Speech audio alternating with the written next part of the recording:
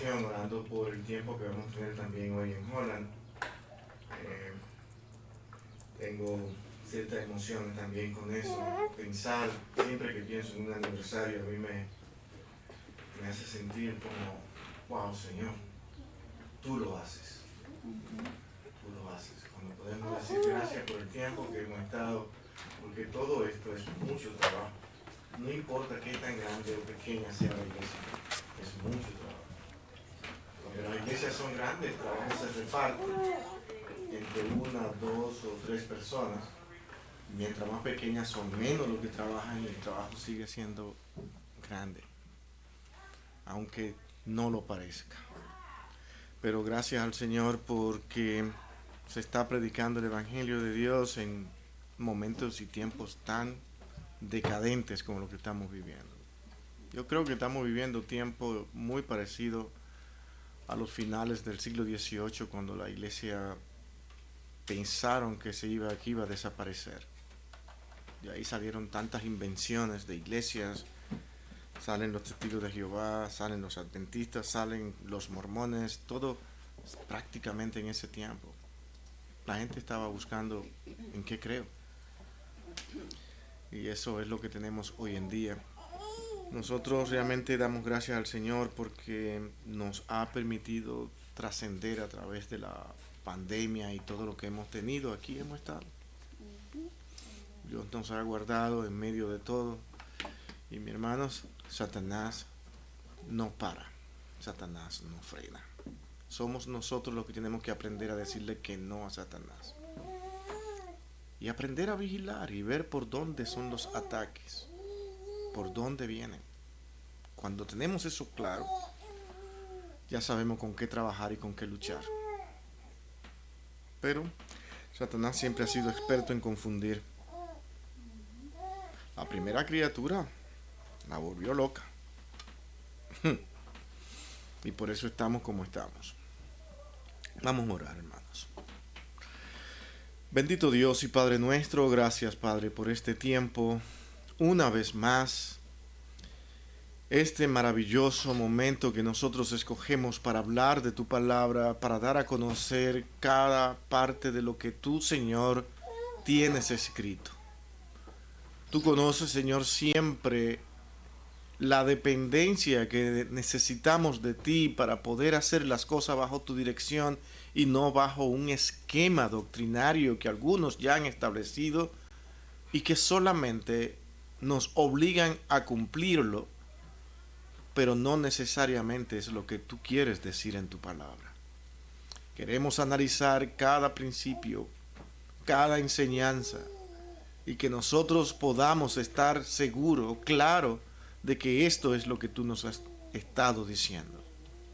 Aún así, Señor, tú has mantenido y sostenido esta iglesia hasta que un día en el cielo tu iglesia tendrá que ver con claridad todos tus propósitos. Allí no habrán duda, no habrán falsas enseñanzas, no habrá falsa doctrina, nadie estará confundido. Pero ayúdanos, oh Dios, a estar más cerca de tu palabra cada día para poder hacer tu voluntad como tú quieres. Cuídanos y dirígenos en todo lo que nosotros hoy queremos hacer en este día maravilloso, como también te pedimos por la actividad que se va a celebrar en Holland, un año de existencia, un año más. Señor, bendice este momento, glorifícate y haz, oh Dios, que los corazones puedan cambiar y ver dirección de tu palabra para apropiársela, porque necesitamos el poder de tu palabra en nuestras vidas para poder nosotros conducirnos en estos tiempos. En tus manos, Señor, estamos para hacer tu voluntad. Porque te lo pedimos, oh Dios, a ti todo, en el dulce nombre de tu Hijo amado Jesucristo, todo con gracias. Amén. Bien, hermanos, nosotros vamos a comenzar hoy un nuevo capítulo, y es el capítulo 20 de esta confesión de fe de 1689. Y nosotros queremos que nosotros lo hagamos leyendo este primer párrafo. Pero sí le advierto, vamos a leer este primer párrafo y el segundo párrafo. No creo que lleguemos hasta ahí hoy, pero es un párrafo al que yo quisiera tocar y quiero llegar hasta ahí, pero hacerlo con tiempo, con cuidado. Hay muchas cosas que analizar en ese segundo párrafo. Ese segundo párrafo de esta Constitución es una aclaración, para mi punto de vista, perfecta de lo que Dios está haciendo en la salvación de los hombres, cómo Dios los ha salvado, cómo continúa salvándola, cuáles son sus propósitos establecidos en la eternidad. Nosotros no somos quienes para imponerle a Dios cómo debe ser la salvación. Y una de las cosas que nosotros vamos a estar tocando hoy en otras ocasiones es que cuando el hombre dispone normas, formas y reglas de cómo el hombre ha de salvarse, lo está haciendo bajo su criterio y atribuyéndose una labor personal que no se le ha dado. Pero es difícil para nosotros los seres humanos no creernos al final que nosotros hemos hecho algo muy grande para poder llegar donde estamos. Entonces eso es lo que el segundo párrafo hace, que al tener esa actitud nos olvidamos de la gracia, lo que significa la gracia. Y hablamos mucho de gracia. Gracia siempre seguirá siendo gracia por más que el hombre la decore y la arregle. La gracia no es más que un regalo. Y lo que es un regalo es algo que tú no compraste. ¿Quién entiende por regalo cuando dicen, bueno, fulano me regaló cualquier cosa, un artículo, y para ayudarlo en ese regalo que él me iba a hacer, yo le di tanto? Ese no es un regalo, ¿cierto? Usted puede decir que es un regalo, pero no es un regalo. Usted, cuando tiene que aportar para que le regalen, ese no es un regalo. Yo, por ejemplo, en mi caso, yo veo mucha misericordia de Dios y mucho amor. Me inclino más hacia el amor de mi familia cuando me regalan, porque finalmente yo tengo que comprarlo. A veces no quiero que me regalen. Y dije, mira, tú puedes dejar de regalarme hoy. Y dice, no, pues yo digo que sí, mira, olvídate, como si ella lo hubiesen sacado, de ahí, y veo más bien el amor. Eso es un regalo de amor que me hacen y yo realmente lo disfruto igual.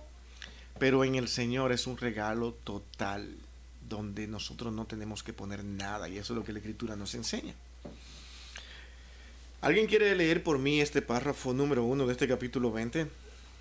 Y confiando en que el micrófono le permita a la red social escucharse con claridad el que va a leer. No sé si arreglaron bien el sonido últimamente. Está bien, perfecto. Okay. ¿Alguien quiere leer este párrafo, hermanos? Dice el párrafo 1. Habiendo sido quebrantado el pacto de obras por el pecado y habiendo vuelto inútil para dar vida, agradó a Dios dar la promesa de Cristo, la simiente de la mujer, como el medio para llamar a los escogidos y engendrar en ellos la fe y el arrepentimiento. En esta promesa, el Evangelio en su sustancia fue revelado y por lo tanto es eficaz para llevar a los pecadores a la conversión y salvación. Al leer este párrafo nosotros estamos contentos, tranquilos, nos sentimos relajados porque nos está diciendo que ahora Dios nos ha tenido en consideración a nosotros mirando nuestras debilidades e imposibilidades y que finalmente dice, ok, este es el momento, vamos a dar a Cristo. No se puede dejar de entender de que este Cristo que ya vino, que hizo su obra y que declaró consumado es el mismo Redentor que se esperaba en el Antiguo Testamento. La esperanza era Cristo, pero todavía los hombres entendían de que esta ley de Dios era su guía, su instrucción, y que no podían desobedecerla, y sentían que era una falta profunda de ella violentar eso. Entonces en ese proceso Dios, dentro de su gracia, aún le permite que ellos mismos lleven un cordero para que sus pecados fueran expiado, porque ellos estaban mirando que llevaban el cordero en una ocasión y se sentían descansados, libres, pero volvían otra vez a lo mismo y de ¿qué nos pasa? ¿Qué batalla es esta? Que tenemos que seguir yendo al altar para expiar nuestros pecados, haciéndolo con un cordero. Finalmente la promesa llega de una manera tan misericordiosa al darnos a Cristo. Al ver que no podíamos, como dice el verso, habiendo sido quebrantado el pacto de obras por el pecado y habiéndose vuelto inútil para dar vida, los hombres tenían que comprobar y entender de que esto es así. Y Dios entonces, esa palabra me agradó del párrafo, y valga la redundancia, agradó a Dios dar la promesa de Cristo. Le agradó a Dios, lo hizo con amor. Este es el plan elaborado y este es el momento. En una ocasión, y se lo sigo haciendo este reto, para que los hermanos analicen a través de la historia y vean cómo estaba el mundo. Todavía no era el momento para que el Mesías llegara. Babilonia lo que estaba haciendo era llevándose cautivo al pueblo de Israel, y lo tuvo por 70 años como promesa. Después de ahí una reorganización del pueblo de Israel y de las comunidades alrededor. Cristo no podía venir en un ambiente así. Luego aparece un gran conquistador conquistando al mundo, ambición de controlarlo todo, ansia y hambre de poder, pero todo no era más que preparando un ambiente para que Cristo llegara. Tener al mundo en un solo canal, prácticamente una sola lengua, un solo idioma. Esto no es casualidad. ¿Qué les pasa a las personas que no pueden detenerse a pensar en cómo el mundo se ha ido manejando en todos los tiempos? Alejandro Magno, un hombre que Dios llamó y lo puso a hacer lo que él quiso. Ya me hace ver esto, que muchos de lo que tenemos a nuestro alrededor, aún nosotros no lo querramos, los que están fabricando robots hoy, haciendo una cantidad de cosas, están en las manos de Dios, y todo esto es plan de Dios. Los hombres no hacen nada que Dios no quiera que ellos hagan. ¿Por qué usted se inquieta? No se inquiete.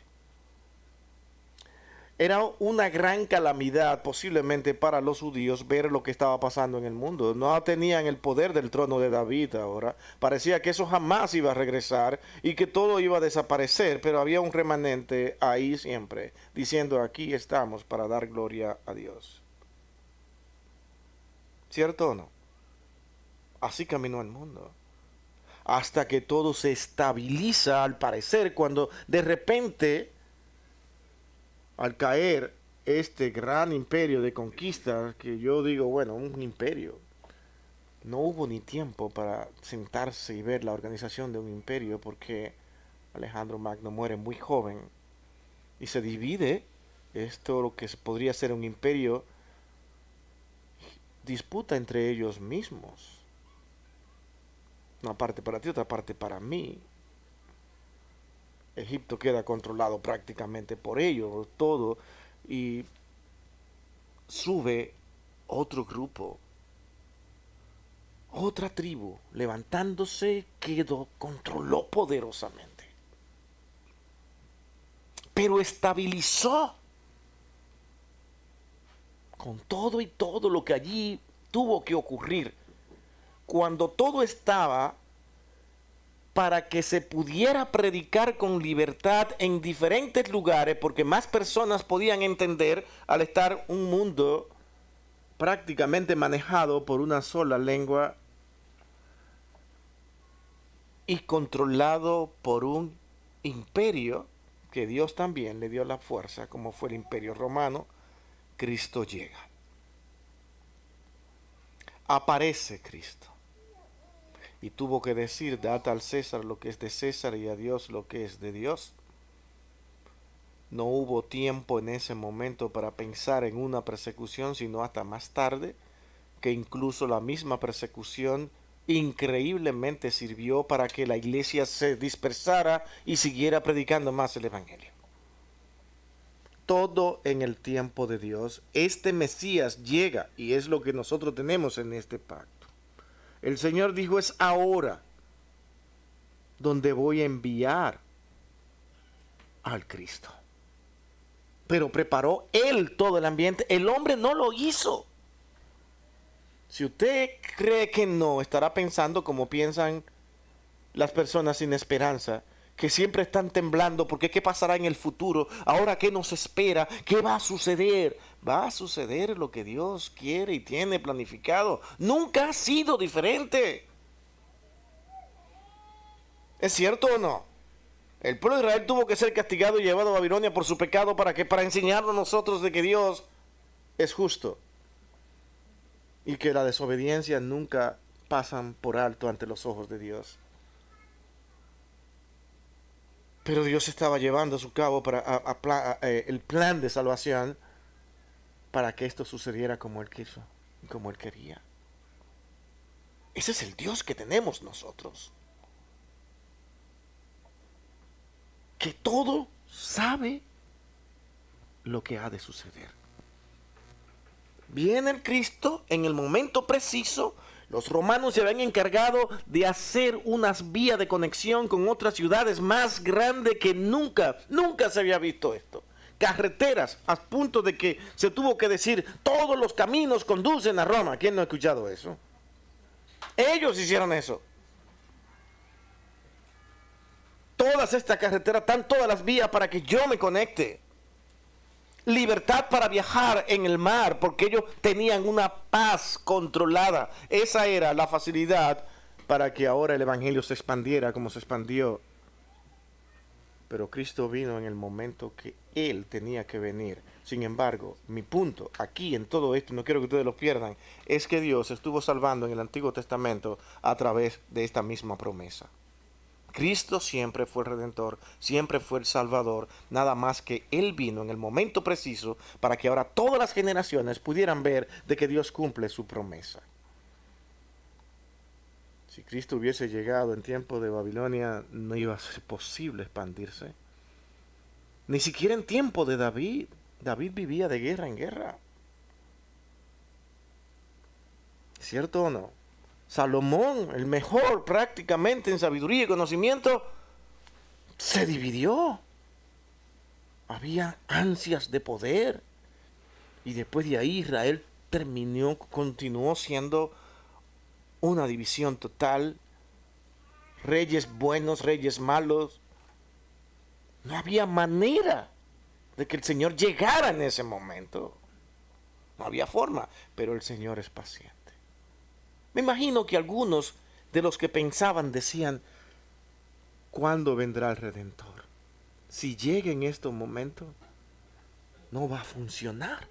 Tal vez pensaron mucho con claridad. Exacto, no iba a funcionar en ese momento.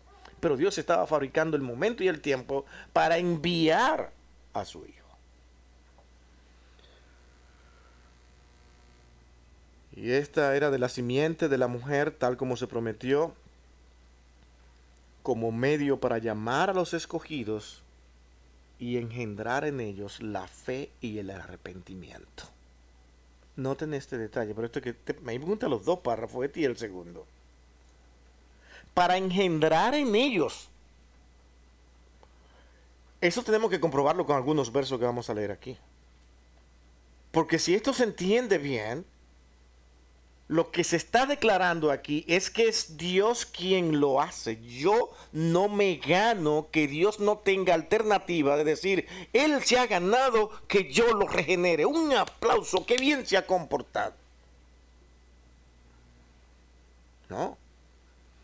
Es una promesa de salvación por la imposibilidad de ellos salvarse. Y el que está imposibilitado no puede levantarse porque la Escritura declara que es como un muerto. Y lo que está muerto se mueve. Puede hacer algo.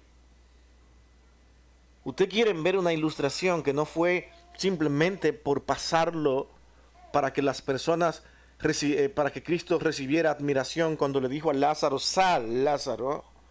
Es una autoridad de Cristo que debe ser vista, porque así como sacó a Lázaro, así también saca a todos aquellos que están muertos espiritualmente, con decirle, me sigues. Por eso es que en Juan 10, Él declara, Señor, mis ovejas oyen mi voz y me siguen. Pero mis ovejas, las que yo he engendrado, yo las hice. Todo lo que tú encuentras en la Escritura es obra del Padre, obra del Padre. No vas a encontrar un solo texto que diga, y el hermano fulano de tal, o el maestro fulano de tal de las Escrituras, hizo tantas obras, tantas labores buenas, que alcanzó su salvación. No, eso es moderno. Pero es así como estamos. La salvación nadie la alcanza si no es por la gracia de Dios.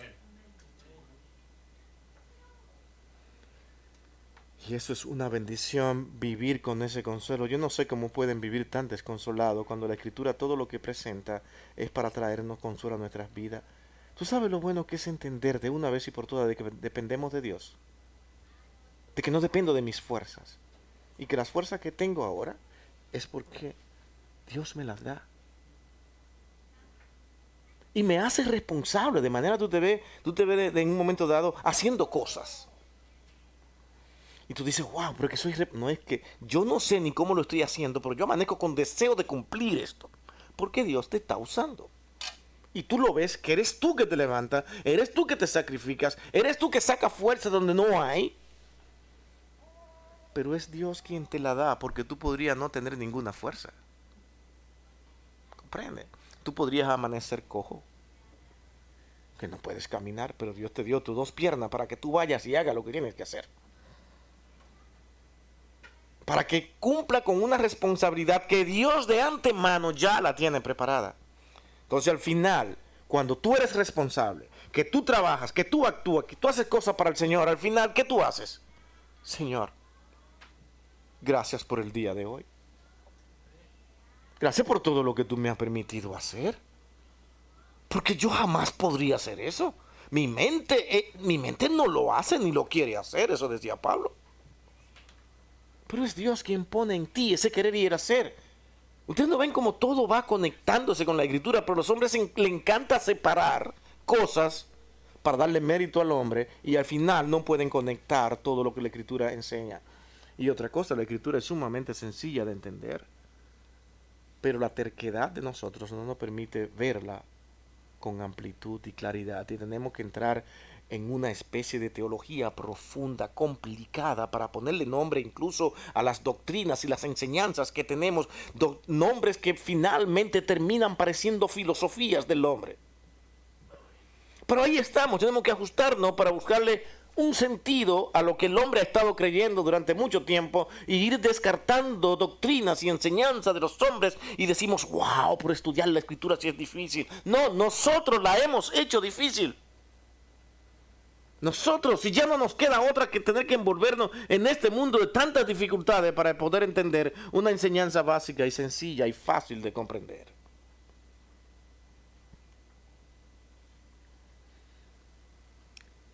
Este párrafo sigue diciendo, en esta promesa el Evangelio en su sustancia fue revelado. Se abren las puertas, este es el Evangelio. ¡Wow! Es a través de Cristo.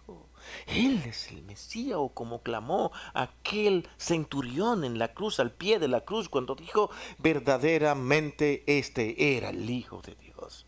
Una muestra de que muchos, al venir el tiempo, tendrían que clamar estas mismas palabras aún sin estar al pie de la cruz.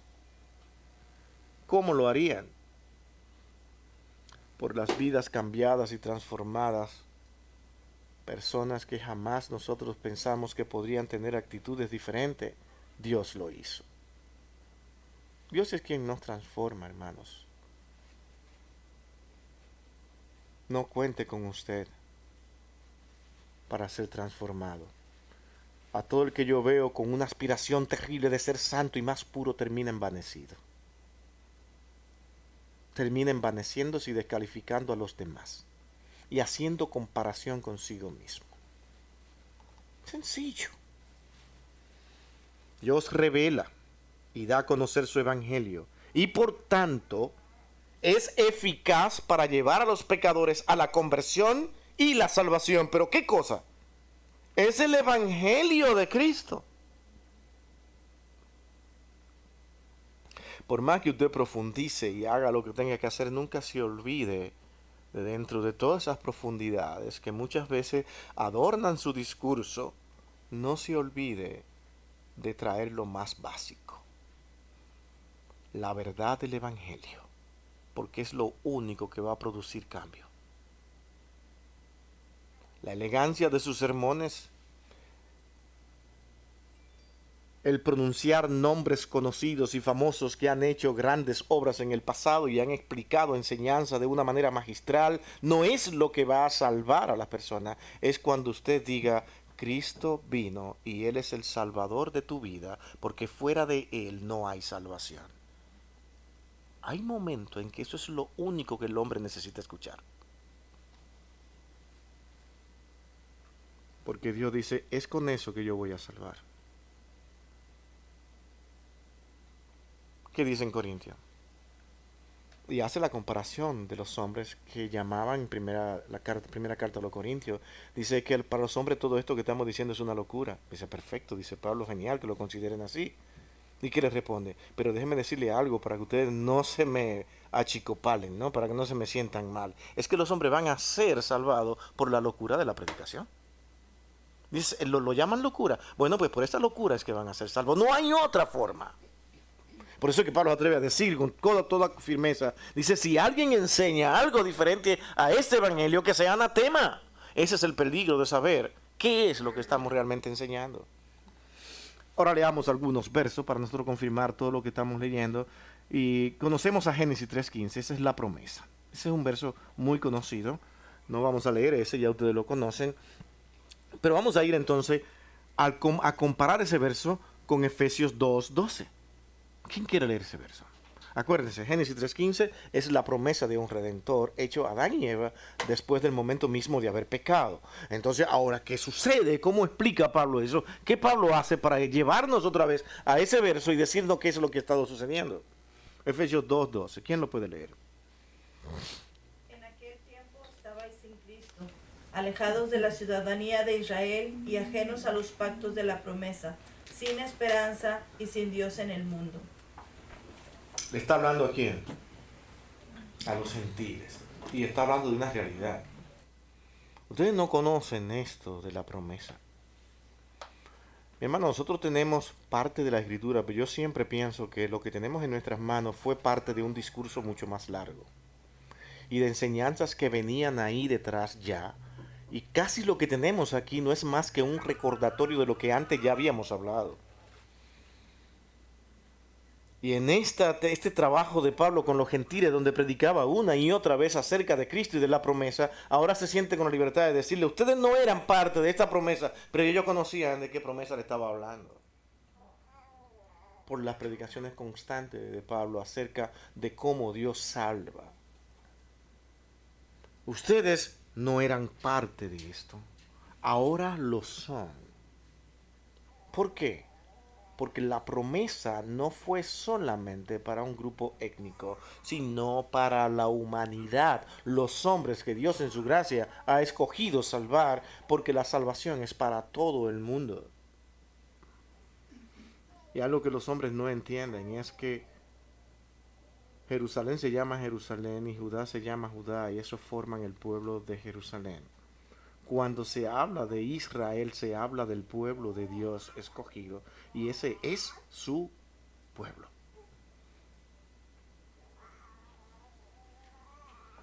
Cuando ustedes escuchan la palabra Israel, se habla en la escritura y se da a entender de que es el pueblo de Dios, compóngalo quien lo componga. Jerusalén sigue siendo Jerusalén y Judá sigue siendo Judá, pero Israel es el pueblo de Dios. Y el pueblo de Dios está compuesto, como se explica también en Efesios, en otros pasajes, cuando no éramos judíos, porque no es judío el que lo es de sangre, dice la Escritura. Entonces está hablando de un pueblo, de ese Israel de Dios, y Romanos capítulo 11 se encarga desde el 9 a ir hablando de esa unión, quita y pone, ¿en qué? En ese pueblo que es de Dios. Finalmente, ese es su pueblo, ese es su Israel. Los que irán al cielo serán presentados en el cielo como el Israel de Dios. Allá estará ese pueblo, el Israel de Dios. No una nación. Y esa ha sido la gran confusión de muchos, sin ningún sentido. El plan de Dios fue, en Génesis 3:15, para toda la humanidad. Cuando Dios llama a Abraham, se lo explica y se lo amplía y dice, yo te haré a ti padre de naciones. ¿Sí o no?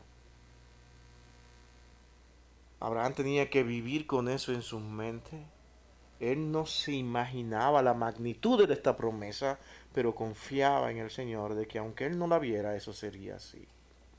Abraham tendrá que ver todo lo que Dios estuvo deseando cuando ya todo esté completo. Y nosotros podremos allí decir, ¿dónde está Abraham? ¿Quién es Abraham? Porque la promesa fue hecha a él. Aquí hay de todo. Hay amarillos, blancos, negros, azules, hay azules también. Todos. Y si les sirve de consuelo o de desconsuelo, lo que yo encuentro en la Escritura, ustedes me lo analizarán conmigo. Pero me he visto y me he buscado por todas partes. ¿Y sabe qué yo creo?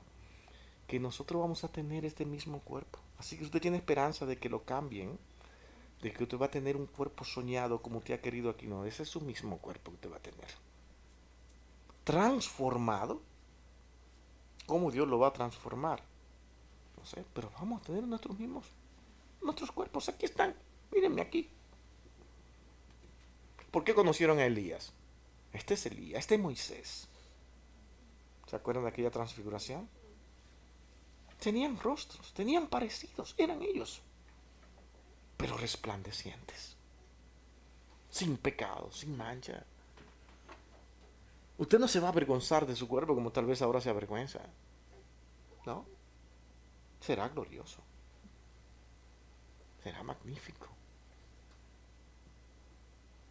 Y allí veremos la importancia que ahora queda opacada que Dios le vio a la diversidad. Allí veremos con gozo, con alegría de ver esa diversidad.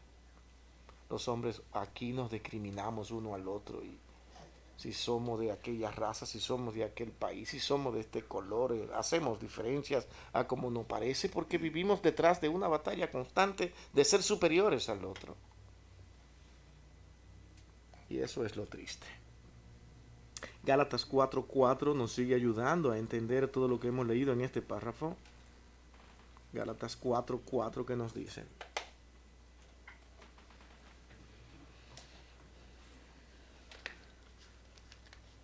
Yo espero siempre que ustedes busquen los versos. El siguiente que vamos a leer va a ser Romanos 4:13 al 16. Así es que quiero que lo vayan leyendo. Gálatas 4:4.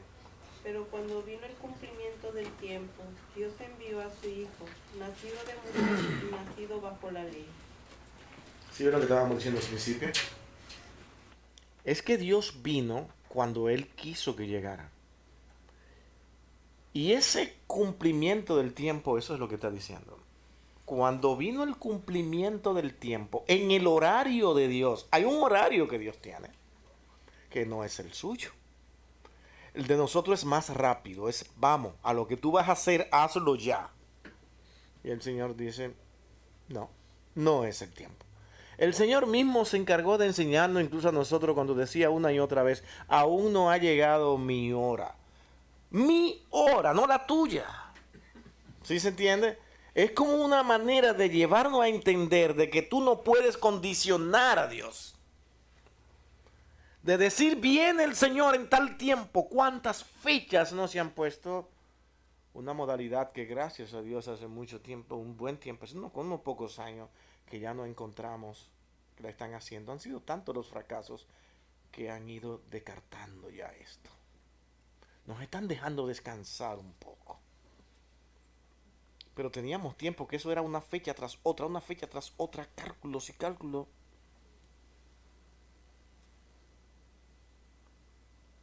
Uf. Qué triste, ¿no?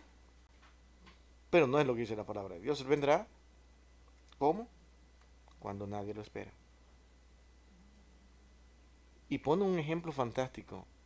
Y dice, para que entiendan bien y no se les olvide, yo voy a venir como un ladrón viene a tu casa a robar. El ladrón no va a ir a tu casa y va a decirte, te va a mandar un email para decirte, mira, en tal tiempo, prepárate, voy a ir para tu casa a robar. Así que si no quiere que te rompa la puerta, entonces la deja abierta para que yo entre y obre. Pase, señor ladrón. ¿No? ¿Verdad que no? No hacemos eso. Ellos no lo hacen. Quieren agarrarte desapercibido. Que tú no te des cuenta. Bueno, pues esa es la manera en que el Señor ha de llegar. Tú no lo esperarás. Tú no sabrás cuándo. El hombre jamás podrá adivinar. Entonces, ¿para qué insisten en poner fecha? El Señor dice que cuando llegó el cumplimiento del tiempo, entonces envió a su Hijo. Así será también para su venida. Hay un tiempo cuando ese reloj siga marcando. ¿Y qué nosotros deseamos? Que ni siquiera tengamos que ir a Holland hoy. Que el Señor amanezca. ¡Pah! Y llegó. Que todo ojo le vea en las nubes.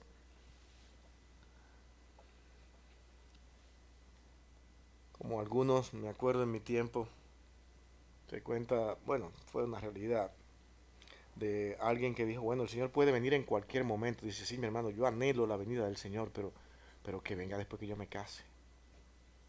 Cuando eso era tan bonito casarse, como que había la ilusión de casarse. Ahora no, las parejas se unen y hacen lo que quieren ahora.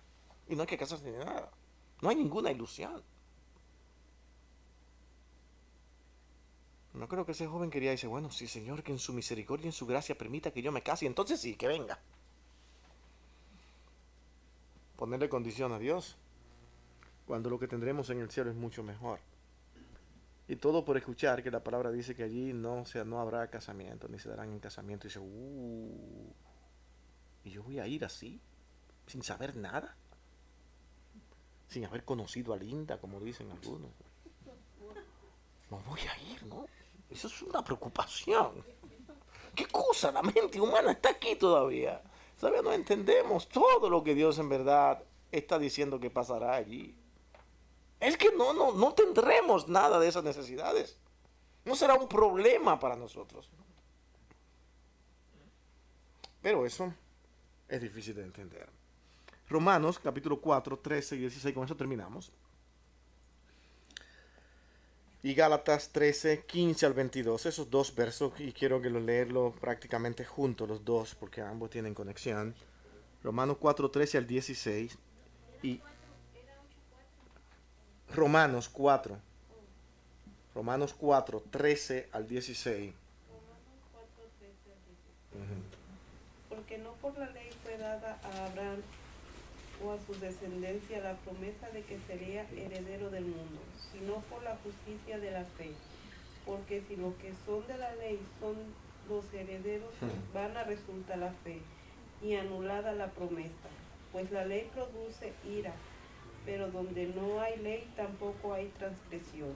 Por tanto, es por fe, para que sea por gracia, a fin de que la promesa sea firme para toda su descendencia, no solamente para la que es de la ley, sino también para la que es de la fe de Abraham, el cual es Padre de todos nosotros. Nada mejor explicado y en manera sencilla. No es por lo que tú vayas a hacer, es por la confianza en esa promesa. En otras palabras, tú vas a tener que confiar en el Redentor. Abraham tuvo que hacerlo.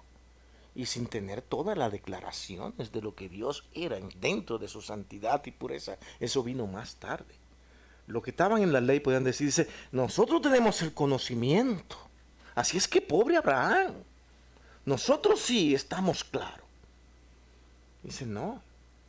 Es que ustedes podrán tener todo lo que es la declaración de lo que es Dios y lo que Dios desea, estudiarlo y tratar de aplicar eso a sus vidas, pero finalmente ustedes tendrán que ser salvos por la fe. Igual como Abraham tuvo que serlo. Depositar su confianza en él.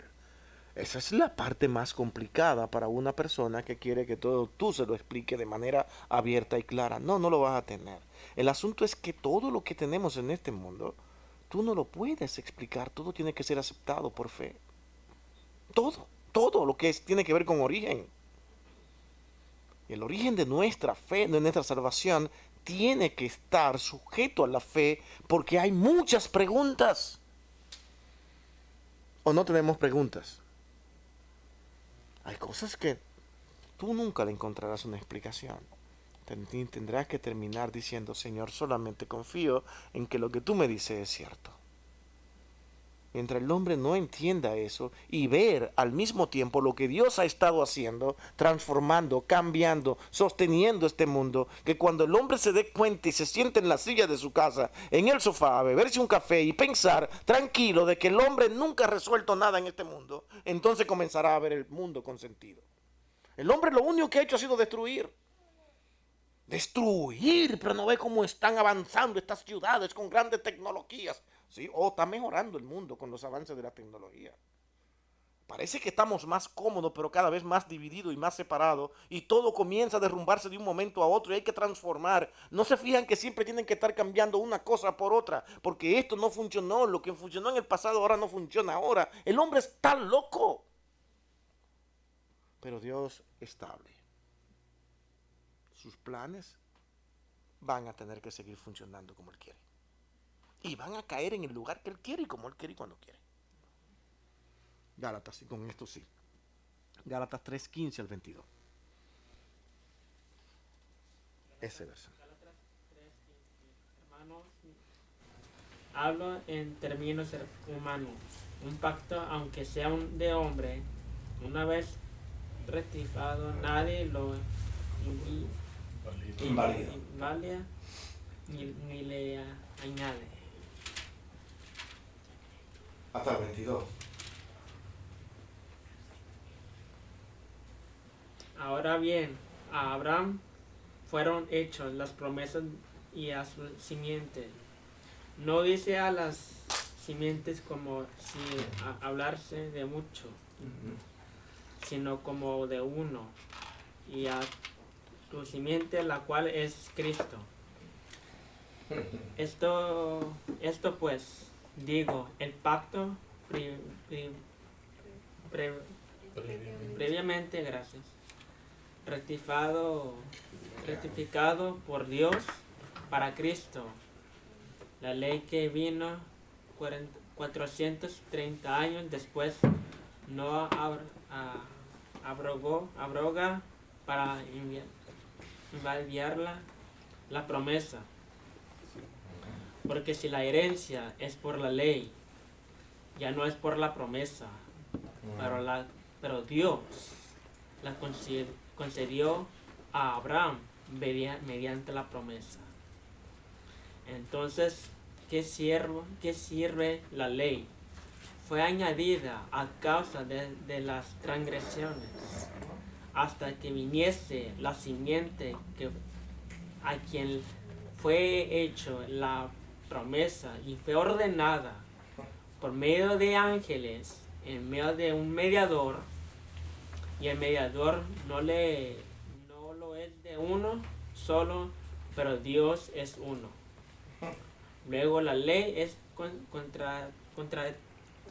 contrariera a las promesas de Dios en ninguna manera, porque si la ley dada pudiera implicar la justicia, fuera verdaderamente por la ley. Este es un pasaje de varios sermones, pero miren qué fácil se puede entender. Él mismo se explica. Hay una promesa que hay que hacerle caso. Y eso es lo más importante que tiene todo este evangelio. Vemos a Dios trabajando para que esa promesa se cumpla. Primero leímos en Romanos que se tiene que ejercer fe en Dios. Ahora aquí nosotros encontramos de que para que esa promesa se cumpla tendría que ser en singular a través de una simiente. No como pretendían y estaban enseñando los judíos, que querían dar a entender de que ellos eran parte única de unas simientes y otras simientes y van naciendo y nosotros estamos aquí. O sea, no. El mismo texto dice como si hablara de una. Nadie, no hay más simiente, siempre fue la misma. Es como dar un brinco de allá y hasta aquí. Y toda esa línea se borra. ¿Se entiende lo que estamos diciendo? Es que la simiente es esta. Y ahora llegó. Y escoge a una virgen para nacer sin voluntad del hombre.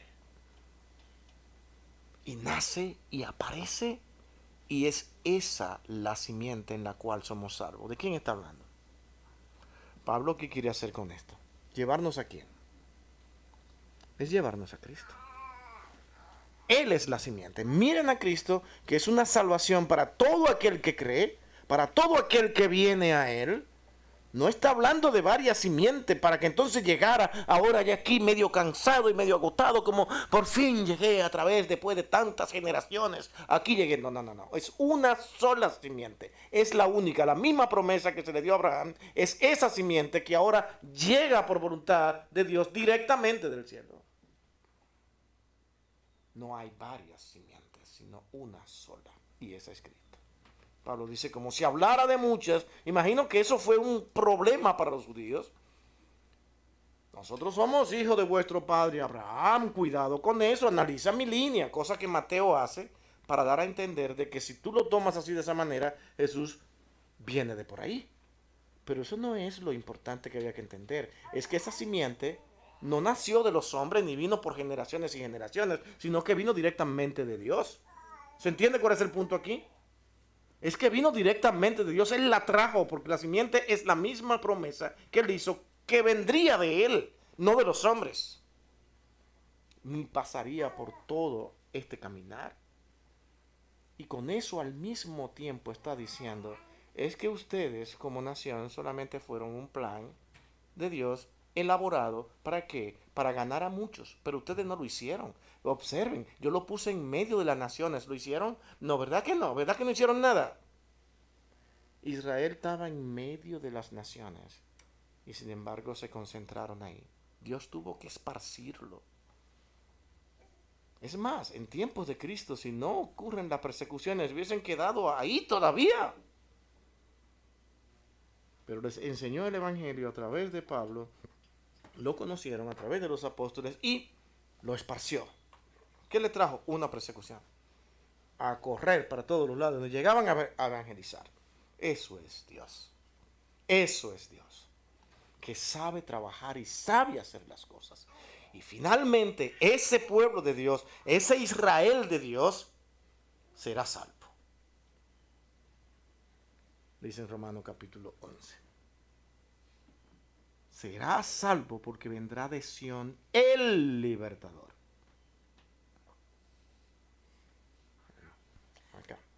cuanto a lo que estaba también tocando el párrafo, él hace una observación, que mirando el contexto de la cosa, recordándole que la promesa vino mucho antes que las leyes. Que las leyes llegaron. Y la ley simplemente está viendo, este es el hecho, Dios hizo su promesa mucho antes, vean eso, reconozcan, no se olviden de eso. Porque están viviendo por medio de la ley, pero se están olvidando de que Dios hizo esta promesa mucho antes y la ley no anula una promesa que ya Dios había hecho. Definitivamente. En Génesis. Esa es una bendición entenderlo. Hermano, Dios tiene un plan maravilloso para ti. Pero no para darte una casa ni para darte un carro, sino para salvar tu alma. Y eso es lo más importante. Ese es el plan más maravilloso que un ser humano puede encontrar, ¿sí o no? ¿Cuántos no somos los que decimos, mi hermano, no te preocupes, Dios tiene un plan maravilloso para ti, pero por su mente está pasando un terreno, una casa, voy a tener aquello, y dice, ese es el plan, pero como que nunca piensan en lo más importante. El plan maravilloso es algo de este mundo. Un buen creyente cuando escucha de ese plan de Dios es, Señor, qué bendición. Tal vez aquí usted nunca logre tener la casa de su sueño, pero es tan buena esa casa, como comentaba con un hermano, que Dios la está preparando.